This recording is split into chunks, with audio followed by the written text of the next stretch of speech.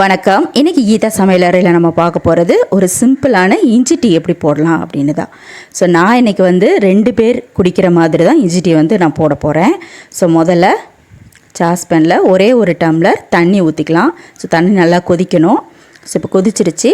2 பேருக்கு நான் 1 spoon tea powder போடுறேன். ஸோ டீ பவுடர் நல்லா கொதிக்கணும்.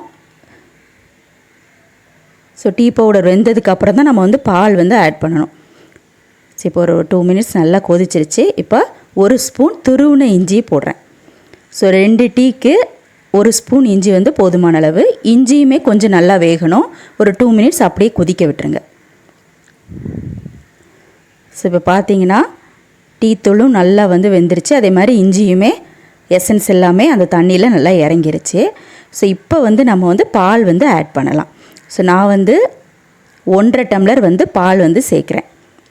ஸோ இது நல்லா கொதித்து வர்றப்போ கண்டிப்பாக 2 டம்ளர் ஆயிரும். ஏற்கனவே தண்ணி நம்ம 1 டம்ளர் போட்டிருக்கோம். ஸோ இப்போ ஓரளவு கொதிச்சிருச்சு. இந்த மாதிரி ஸ்பூனால் நல்லா கிண்டி விட்டுருங்க. ஸோ இப்போ நல்லா கொதிச்சிருச்சு. இப்போ 2 ஸ்பூன் நாட்டு சர்க்கரை சேர்த்துக்கலாம். ஸோ ரொம்ப நேரம் கொதிக்க விடணும்னு அவசியம் கிடையாது. ஸோ நாட்டு சர்க்கரை கரைஞ்சிருச்சு அப்படின்னா ஸ்டவ் ஆஃப் பண்ணிவிட்டு ஃபில்டர் பண்ணிடுங்க. ஸோ ஈஸியான ஒரு இஞ்சி டீ ரெசிபி கண்டிப்பாக ட்ரை பண்ணி பாருங்கள். ஸோ ட்ரை பண்ணி பார்த்துட்டு எப்படி வந்தது அப்படிங்கிறத கமெண்ட் பாக்ஸில் என்னோட ஷேர் பண்ணுங்கள். தேங்க்யூ.